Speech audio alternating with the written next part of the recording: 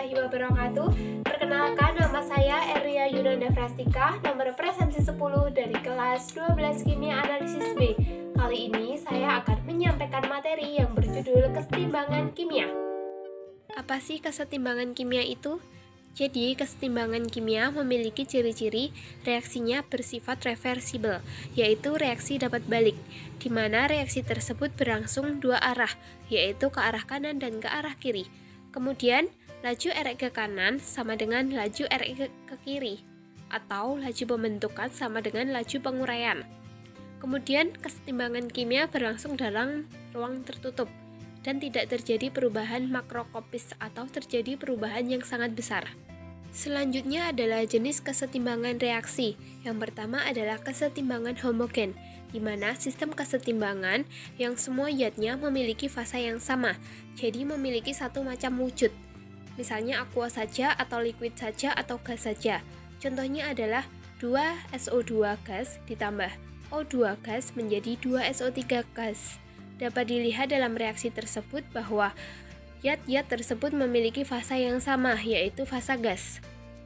Yang kedua adalah kesetimbangan heterogen, di mana sistem keseimbangannya memiliki komponen lebih dari satu fasa. Jadi dalam satu reaksi terdapat beberapa wujud zat.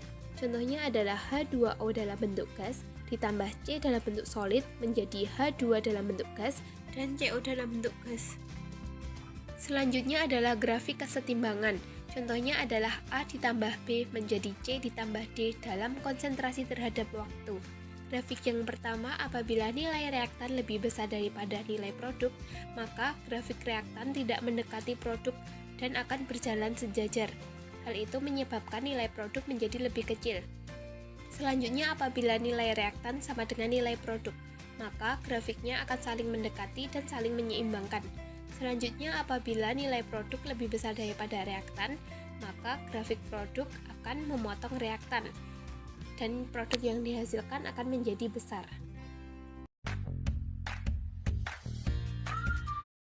Selanjutnya adalah tetapan kesetimbangan konsentrasi atau Kc. Contohnya adalah seperti rumus berikut.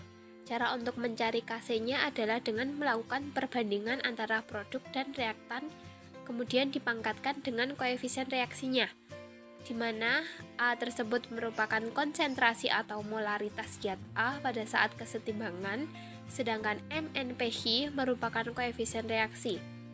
Selanjutnya, Kc ini hanya berlaku untuk wujud akuas dan gas. Kc ini dipengaruhi oleh suhu dan tidak tergantung molaritas awal. Kc juga dapat dijumlahkan, dibalik, ataupun dikali. Selanjutnya adalah kesetimbangan tekanan parsial atau Kp. Kesetimbangan tekanan ini menggunakan rumus gas ideal, yaitu PV sama dengan nRT, di mana cara untuk mencari tekanan pada masing-masing gas menggunakan rumus Px sama dengan mol gas X dibagi mol total gas dikali tekanan total. Contoh reaksinya adalah sebagai berikut. Cara untuk mencari Kp sama dengan cara untuk mencari Kc pada slide sebelumnya, yaitu dengan perbandingan produk dibagi reaktan yang dipangkatkan dengan koefisien reaksinya. Namun dalam mencari Kp ini terdapat Pa yang artinya tekanan parsial gas A, dan Kp ini hanya berlaku untuk wujud gas. Kemudian hubungan Kp dengan Kc. Hubungan Kp dengan Kc dapat dituangkan dalam rumus Kp sama dengan Kc dikali RT pangkat delta N, di mana delta N adalah jumlah koefisien ruas kanan dikurangin jumlah koefisien ruas kiri. Rumus ini hanya berlaku untuk wujud gas. Sedangkan hubungan laju reaksi dengan kesetimbangan adalah kesetimbangan kimia itu akan tercapai pada saat laju reaksi bereaksi sama dengan laju reaksi balik, sehingga nanti konsentrasi dari reaktan ataupun produk tidak dapat berubah lagi. Selanjutnya adalah derajat disosiasi. Derajat disosiasi adalah perbandingan antara jumlah mol zat yang terdisosiasi atau terurai terhadap jumlah mol zat mula-mulanya. Rumusnya adalah alfa sama dengan jumlah mol zat terurai dibagi jumlah mol zat mula-mula.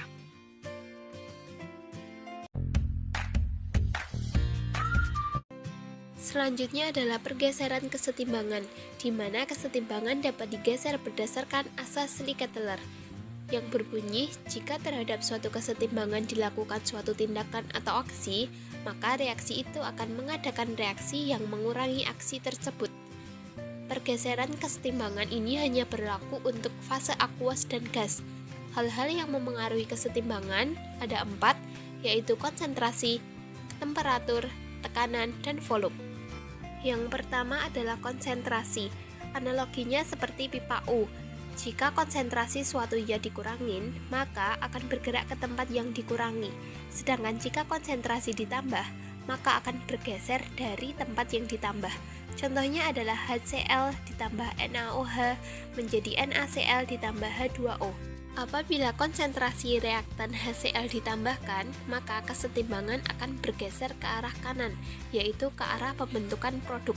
Karena yang ditambahkan awalnya adalah reaktan, maka kesetimbangannya akan bergeser ke arah produknya. Selanjutnya adalah temperatur. Apabila suhu diperbesar, maka akan bergeser ke arah endoterm atau delta H yang bernilai positif. Sedangkan apabila suhu diperkecil, maka akan bergeser ke arah eksoterm atau ke arah delta H yang bernilai negatif. Contohnya adalah N2 dalam bentuk gas ditambah 3H2G menjadi 2NH3G dengan delta H bernilai negatif 92 kJ. Apabila suhu diturunkan, maka akan bergerak ke arah kanan, ke arah eksoterm. Karena dalam reaksi tersebut sudah diketahui bahwa apabila ke kanan, delta H-nya bernilai negatif. Maka apabila suhu diturunkan, maka akan bergerak ke arah kanan, yaitu ke arah eksoterm. Sedangkan apabila suhu dinaikkan, maka akan bergerak ke arah kiri, ke arah endoterm. Selanjutnya adalah tekanan atau volume. Tekanan ini akan berbanding terbalik dengan volume. Jadi apabila tekanannya naik, maka volumenya turun. Maka kesetimbangan ini akan bergeser ke arah jumlah mol gas yang lebih kecil. Sedangkan apabila tekanannya turun atau volumenya naik, maka kesetimbangan akan bergeser ke arah jumlah mol gas yang lebih besar. Lalu dalam hal ini koefisien dianggap setara dengan mol. Contohnya adalah N2G ditambah 3H2G menjadi 2NH3G. Dapat dilihat bahwa jumlah mol gas sebelah kiri berjumlah 4, sedangkan jumlah mol gas sebelah kanan berjumlah 2. Maka apabila tekanannya naik atau volumenya diturunkan, maka akan bergeser ke arah kanan, karena di kanan memiliki jumlah mol yang lebih kecil, yaitu 2. Begitu pula selanjutnya. Kemudian Katalis ini tidak menggeser kesetimbangan, tetapi katalis ini berfungsi untuk membantu mempercepat tercapainya kesetimbangan. Sistem kesetimbangan dalam industri. Bagaimana caranya menghasilkan produk dalam jumlah yang besar dalam proses efektif dan efisien? Maka sistem kesetimbangan harus dikondisikan sedemikian rupa sehingga selalu mengarah ke produk. Tentu, sebuah industri akan melakukan sedemikian rupa agar selalu menghasilkan produk yang banyak dengan proses yang efektif dan efisien. Penerapan dalam industri adalah pembuatan amonia atau NH3. Amonia ini berfungsi sebagai bahan dasar pembuatan pupuk. Amonia ini diproduksi secara efektif dan efisien dengan proses Haber-Bosch. Reaksinya adalah N2 dalam bentuk gas ditambah 3H2 dalam bentuk gas menjadi 2NH3 dalam bentuk gas dengan delta H bernilai negatif 92 kJ. Maka reaksi tersebut berlangsung secara eksoterm. Berdasarkan reaksi tersebut, maka hal yang dilakukan untuk menggeser kesetimbangan agar selalu mengarah ke produk adalah dengan menggunakan suhu rendah, yaitu sekitar 600 derajat Celcius, dan menggunakan tekanan yang ditinggikan, agar reaksinya dapat selalu bergeser ke arah kanan, yaitu ke arah produk, sehingga menghasilkan amonia sekitar 55% sampai 60%. Kemudian yang kedua adalah menggunakan katalis besi oksida untuk mempercepat kesetimbangan agar tercapai. Kemudian proses Haber sendiri adalah proses pembuatan amonia dari hidrogen dan nitrogen. Hidrogen ini diperoleh dari reaksi metana dan uap dan menghasilkan gas monoksida sebagai hasil sampingan. Kemudian hidrogen yang dihasilkan tadi akan bereaksi dengan oksigen di udara bebas, kemudian menghasilkan air dan nitrogen. Lalu gas-gas tersebut kemudian dikompres dan dialirkan, di mana amonia akan diproduksi. Kemudian gas amonia akan didinginkan dan amonia akan menjadi cair. Kemudian jadilah amonia.